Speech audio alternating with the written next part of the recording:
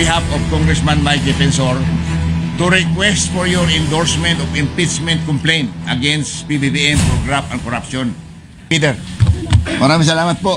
Nung nakita ko po sa Facebook na nandito yung mga sundalo, sana naabutan ko dahil wala namang masama na mag-usap. Tatanungin ko lang sana kung sa akin ba nila binigay yung malita. Dahil pabanggit ang pangalan ko, kawawa naman yung pamilya ko, hinahanap sa akin yung malita eh.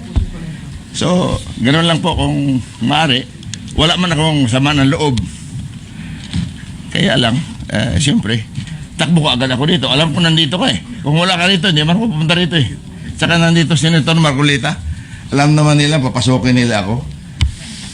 I vehemently deny that na mayroon po ako natanggap. Wala akong utang si Saldi ko sa akin. Wala din akong utang sa kanya. At wala kaming transaksyon na maaari ko siyang bigyan o maaari niya akong bigyan ng pera. Umalis na si Atty. Rondain. Nauna nang umalis. Kausap ko siya nung isang araw. Pakiusap ko sa kanya, kumuha ka lang ng isang note kay Saldi kung makausap mo siya na wala si Saldi pinadalang malita sa akin.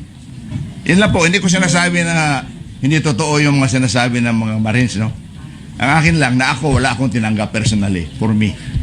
Dahil, modesty aside, ganito lang po ang buhay ko, hindi naman ako naghahangad ng malita-malitang pera. Ganun lang po. Sek, maraming salamat. Baka pwede silang magtanong. Yes, of course po. Baka pwede kayong magtanong, okay lang. Mga 5 minutes, parang I'm not taking much of your time. Take your time. It's your right. Nabanggit kasi. Salamat ako dahil nakahabol pa ako. Akala ko abutan ko sila eh. I just want to ask them, kanino nila binigay? Dahil wala man akong tinanggap sin. Or, Actually, nakita ko text nyo po, tapos na rin talaga. Oo. At pinakyat ko, but precisely why we want everyone named to have their opportunity. And I thank you, Gob, for being here. Wala ba, kung malinis ang konsensya mo, pupunta ka rito, di ba? In fact, maraming kongresista na sasama sana. Ang isa doon, nagsabi sa akin na pupunta rin dito, yung Congresswoman Garin ng Iloilo. Pinsan ko pa yan sa Sabiloso. Sabi niya, kung pupunta kasama ako.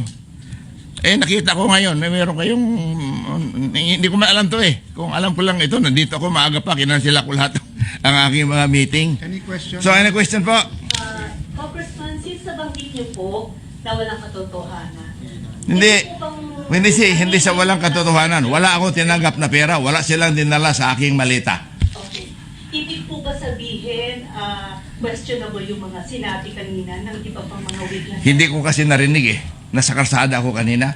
May meeting ako kanina sa dito sa PIMS, yung motor show. Nandun ako. Kami nagbukas eh. Umalis ako doon mga alas 10. Pupunta ako kay RSA sa San Miguel. After San Miguel, may alauna ako sa Manila Golf. On the way to Manila Golf, hindi ko lang maiwasan yung Manila Golf dahil may appointment taga China at saka mga taga PhilInvest Bank na mag-meeting doon. Inintroduce ko lang, takbo ka agad ako rito. Akala ko maabutan ko pa. I'm sure papasokin ako ni Senate President Cayetano dahil matagal na kami kakilala nito eh. Tatay pa niya, kasama ko na. Ano po kaya ang motibo? Bakit kayo kinalaglag yung pangalan niyo as you were saying hindi ito totoo? Mahirap man ako magsabi ng motibo. Ngunit, siguro may kinalaman doon sa pinadala sa akin ni Mike Defensor. Nandito po ba si Mike? Wala na. Nakaalis lang. Mga 1:30. Si Mike Defensor nagpadala sa akin ng impeachment ni Pangulo. Ako yung unang nandito sa cellphone ko. Gusto nyo makita? Pagkatapos, pinadala sa akin na kung maaari daw endorso ko. Nung hindi ko inendorso, bigla na lang ako nagkapangalan dito. Hindi ko sinasabi na yung sinasabi na mabuhay ka, Congressman Jose Alvarez po. Si Margaret ito, hindi ko kilala kung sino itong Margaret nagpadala sa akin. I'm writing on behalf of Congressman Mike Defensor to request for your endorsement of impeachment complaint against PBBM for graft and corruption and betrayal of public trust.